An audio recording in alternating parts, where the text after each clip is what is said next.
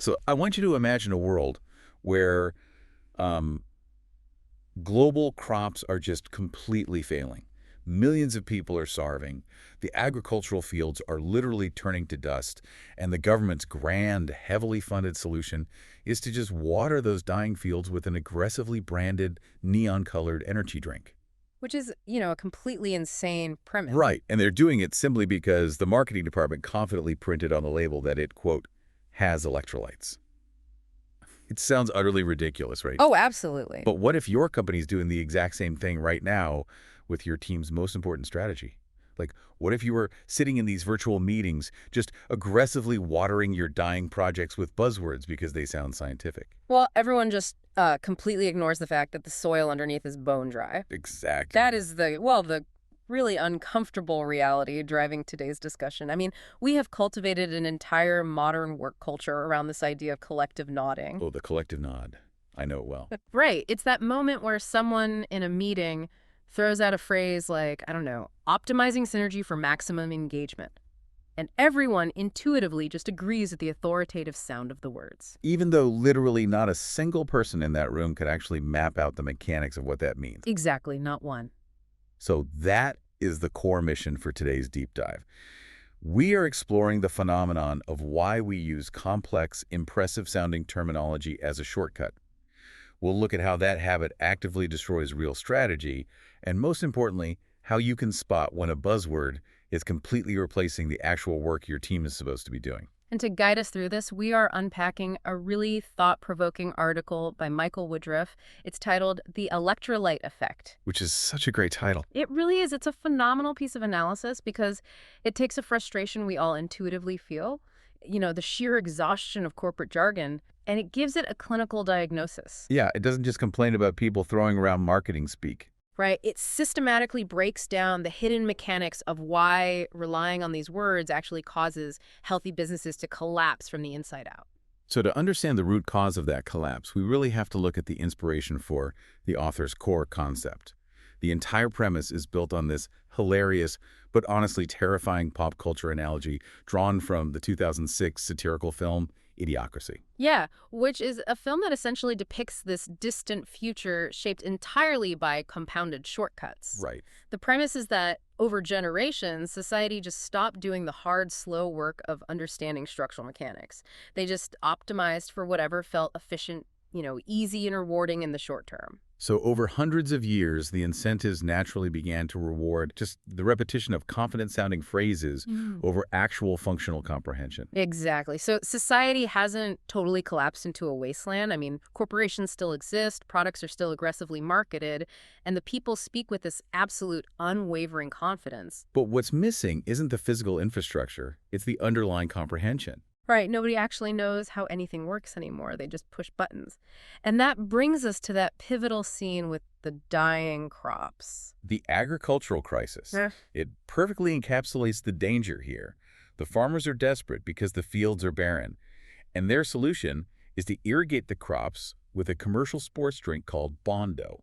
Yeah, and when the main character, who is essentially a time traveler from our present day, when he looks at this and asks them a fundamental mechanical question like, what are electrolytes? Why do plants need them? Nobody can offer an answer. No one. They just look at him blankly and repeat the marketing slogan. They just aggressively repeat, it has electrolytes. Like, that's the end of the debate. Right. And what's fascinating here is how the source material takes this sheer absurdity and names it the electrolyte effect. The electrolyte effect. This is the exact moment a buzzword officially becomes a substitute for mechanics.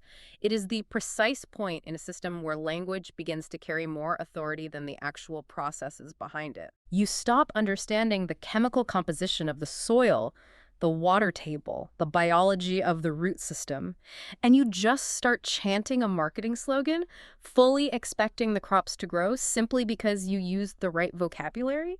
Okay, let's unpack this for a second, because the way this manifests in our daily lives is so insidious.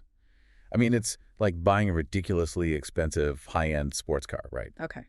But you lack the mechanical knowledge of how to drive a manual transmission. So what do? You just sit in your driveway, revving the engine as loud as you can. Oh, I love that. To the neighbors walking by, you look the part. Yeah. The engine sounds incredibly advanced and powerful, but you aren't actually going anywhere. You're just making noise Yeah. because you do not know how to actually put the car in gear. Right, so the revving engine is the vocabulary, and putting the car in gear is the mechanics. Exactly. And in the modern business world, we're surrounded by teams just sitting in the driveway revving their engines. I mean, the fame exaggerates this dynamic for comedic effect, but the author makes a very sobering point that this pattern isn't fiction. We see it constantly. Constantly in meeting rooms, people deploy terminology that sounds incredibly advanced, specifically so the conversation can confidently move forward without anyone ever having to clarify the difficult underlying mechanics. But we don't use the word electrolytes in the modern office. We use a different, highly evolved vocabulary to mask our lack of understanding. We transition from the exaggerated fiction of dying crops straight into the very real, high-stakes world of modern business strategy. Where terms like scale, synergy, engagement, and conversion are just thrown around all day. Right, so let's look at one of the biggest offenders highlighted in the text, the algorithm. Oh, man. The algorithm has become the ultimate corporate escape hatch. Think about how often a team launches a video or marketing campaign that just completely flatlines. Yeah. And the immediate universally accepted excuse is, well, the algorithm changed. It instantly absolves everyone of responsibility. But let's actually look at the mechanics behind that word. Because an algorithm isn't some magical, vindictive deity living in the cloud. Not at all. Algorithms are simply sets of weighted mathematical rules designed to respond to measurable human behaviors. That's it. Right. Social platforms are monitoring specific, granular actions. Watch time, drop-off rates, click-through rates, share velocity. They measure how quickly a user scrolls past a piece of content or how long they linger on a single frame. So the mechanism is entirely built on human behavioral psychology. Exactly. So when a creative team sits in a room and solemnly blames the algorithm for their failure, what they are actually doing is avoiding the deeply uncomfortable truth that their target audience just found the content boring. Yes. They are refusing to examine the granular audience response. By claiming the algorithm changed, the vocabulary has successfully replaced the mechanics of audience retention. That is the electrolyte effect in full swing. It is. It protects the creator's ego, but it completely starves the long-term strategy because, you cannot fix a retention problem if you completely refuse to acknowledge it exists. We see the exact same illusion of competence with SEO, or search engine optimization. There is this immense pressure to just quote-unquote do SEO in the digital landscape. Yeah, people treat it like a magical seasoning you just sprinkle over a blog post right before you hit publish. Exactly. They just dump a bunch of industry terms into a poorly written container and hope the search engines reward them with traffic. Which the source text refers to as surface polish. Mm. But the actual mechanics of SEO are incredibly architectural. Real optimization requires rigorous keyword research to understand the precise language users type when they have a problem. It's not just guessing. Right. It requires aligning your content structure with actual search intent, meaning if someone is looking for a tutorial, you don't give them a sales pitch. That makes sense. It involves building technical site architecture, creating logical internal linking webs, establishing external authority signals. I mean, it is deeply structural engineering. So if a team leader asks, okay, which specific search queries are we targeting with this technical architecture, and how does this page resolve the user's intent? And the team can't answer. Then the word SEO has just replaced the actual system. Bondo has become the answer to the web traffic problem. I struggle with this concept a bit, though. I mean, if I am in a fast-paced environment, fielding questions from stakeholders, I simply don't have the time to explain the granular details of technical web architecture and behavioral search intent every single time I speak. Sure. Aren't these buzzwords just necessary shorthand to keep the business moving efficiently? Well, shorthand is absolutely vital for operational speed. And the author is careful to point out that these terms do describe real, valid dynamics. Shorthand is highly effective, but only if everyone using the shorthand actually understands the longhand it represents. Ah, okay. The danger arises when these terms are repeated continuously without definition. When a team uses shorthand to bypass comprehension, the words stop functioning as useful abbreviations and start functioning as indisputable answers. That frames it completely differently. It acts as a thought-terminating cliché. It actually shuts down the critical thought process rather than accelerating it. Exactly.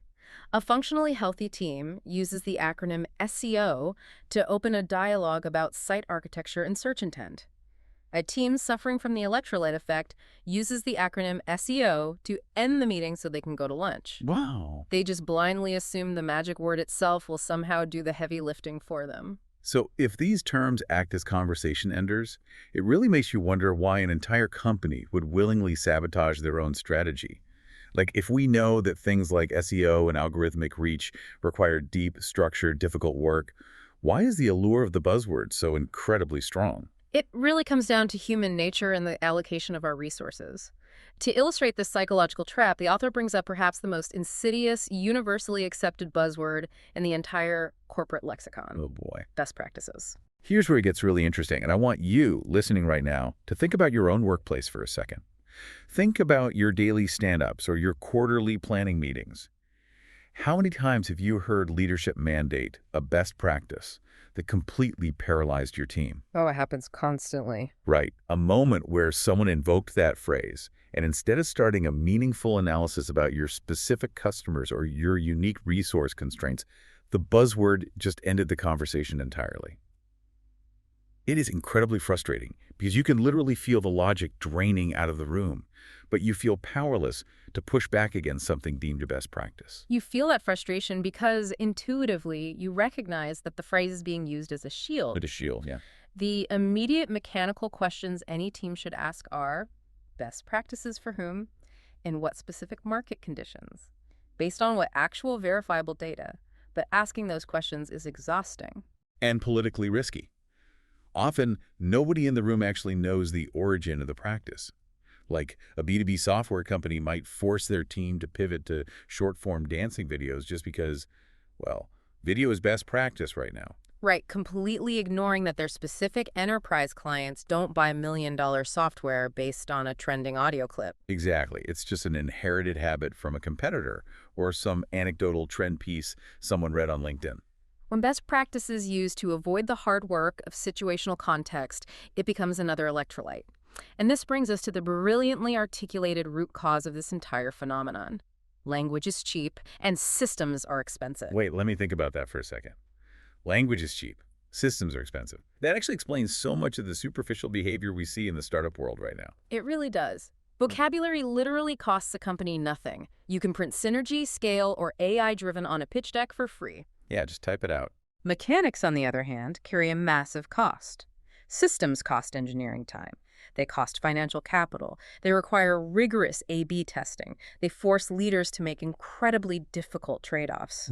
And perhaps most uncomfortably, building a real system requires the willingness to confront failure when a hypothesis doesn't pan out. It is psychologically and financially much easier to say the algorithm changed Yeah. than to analyze a spreadsheet of user drop-off data and admit your flagship content was simply boring. Exactly. It is vastly easier to talk grandly about scaling the operation than to actually build the unglamorous, tedious back-end capacity required to handle thousands of new customer service tickets. Strategy requires expensive discipline. Vocabulary serves as a cheap escape hatch for the ego. So if buzzwords and cheap language represent the shortcut that eventually kills the crops, what does the expensive correct path actually look like? We need to move from diagnosing this illness to the author's prescription for building real strategy. Right. And the text argues that real strategy is inherently, unavoidably slower. It must be slower because real strategy always begins with a rigid definition of constraints. Before a team is ever allowed to choose the marketing language or the campaign slogans, a real strategy forces them to confront the mechanical reality of their situation. If I am tasked with building a strategy without relying on industry shorthand, where do I even begin? Am I just like listing out my quarterly budget and my physical limitations? Well, no, it is much deeper than a budget. The source breaks it down into clear mechanical requirements. First, you must clearly define the exact outcome you want. Not more engagement, but a specific, measurable result. Okay. Second, you must identify the exact human behavior that must change to achieve that outcome. Third, you have to be brutally honest about the resources actually available to you. And finally, you must define the trade-offs you are willing to make. Man, that concept of trade-offs is usually where people just freeze. We want growth, but we don't want to sacrifice profit margins. Which is exactly why you have to ask the difficult, systemic questions. What does success actually look like? If we achieve the massive growth we are aiming for, what internal infrastructure immediately breaks? Oh, that's a good question. Right. What hidden assumptions are we secretly making about our users that could destroy this entire project if we are wrong? Answering those questions forces the vocabulary to actually attach itself to the mechanics. It prevents the language from standing in for the work. If a team cannot answer those foundational questions, they don't actually have a strategy. They just have a collection of buzzwords masking a hope. The author uses a really powerful core metaphor to solidify this concept. Strategy is defined as both process and a recipe. A recipe. The vocabulary you use to describe your business is not the core ingredient. The vocabulary is merely the garnish on top of the dish. So what does this all mean? Let's take that recipe metaphor a step further into the actual mechanics of baking. Let's say a complex recipe calls for flour. Flour is a structural mechanic, right? Yeah. It contains gluten, which creates the physical framework and integrity of a cookie. Right. But you look in your pantry and you see powdered sugar. It looks incredibly similar to flour. It is white, it is powdery, and honestly, the packaging is much more convenient to grab, so you just swap it out. You take the shortcut because the surface level attributes match. You swap the mechanical necessity for something that just looks the part? Exactly. Yeah. But the chemistry is completely different. You aren't baking cookies anymore. Powdered sugar melts and caramelizes under high heat. You were going to put that baking sheet into the oven, and you were going to end up with a smoking, burning mess. Yeah. You swapped a vital structural mechanic for something that just looks similar on the surface, and the author notes that these compounded shortcuts always feel totally harmless in the moment. A slight tweak here, adopting a faster method there. But eventually, the entire structural chemistry shifts, the outcome drifts, and your original intent completely disappears in the smoke. That is the electrolyte effect in motion. The crops die in the field because they were fed what was easy, convenient, and well-branded, rather than what was chemically and biologically necessary for survival. It really is a sobering realization. This has been such a revealing exploration of how we communicate and work. Let's quickly recap the journey we've taken today. We started with a brilliant satirical movie about a sports drink called Bondo, using it to understand our modern reliance on corporate buzzwords. Yeah, and we dissected how terms like algorithm, SEO, and best practices act as our modern electrolytes. They sound incredibly advanced while actually functioning to shut down critical mechanical inquiry. We also analyzed the uncomfortable psychological truth behind why we succumb to this habit. Because language is incredibly cheap, while building functional systems is expensive, time-consuming, and honestly highly demanding on our egos. And finally, we explored how real strategy requires the difficult, slow work of defining our specific constraints, understanding structural trade-offs, and treating our vocabulary as the garnish rather than the core ingredient of our work. The author's closing thought is the perfect anchoring reminder for anyone navigating a complex work environment. He writes, quite simply, crops don't grow on terminology. They grow on what actually feeds them. It's so true. If your daily work or your team's current quarterly projects feel heavily overseasoned with impressive buzzwords but totally undernourished in actual measurable results, it is time to stop revving the engine in the driveway. Yes. It is time to figure out what real water looks like for your specific systems. But before we wrap up today's deep dive, I want to leave you with a final, slightly unsettling thought to really mull over on your own. While preparing for this analysis, we noticed a very specific, quiet little footnote at the bottom of the original source text. Yeah, this is really interesting. The author discloses that the article was written, quote, with AI assistance based on the author's ideas, experience, and editorial direction. A detail that adds a profound layer of relevance to this exact topic. It really does. We are rapidly entering an era where we can instantly ask an artificial intelligence to write our company emails, draft our marketing copy, and generate our 50-page strategy documents. And AI is, at its core, a machine explicitly designed to predict and generate highly convincing, perfectly structured language. Right. It does not possess understanding. It is the ultimate generator of garnish. Yeah. So here's the question for you to explore on your own. If we increasingly rely on AI to seamlessly supply our vocabulary, to instantly provide the perfectly branded electrolytes of our daily work, do we risk entering the ultimate, inescapable electrolyte effect? Are we building a future where our business communication sounds perfectly advanced, flawlessly scientific, and impeccably optimized, but underneath that frictionless language, we've completely outsourced and lost the human mechanics of critical thought? Because if everyone in the conference room is vigorously nodding at a strategy written by a machine that no one actually comprehends, who's up to notice?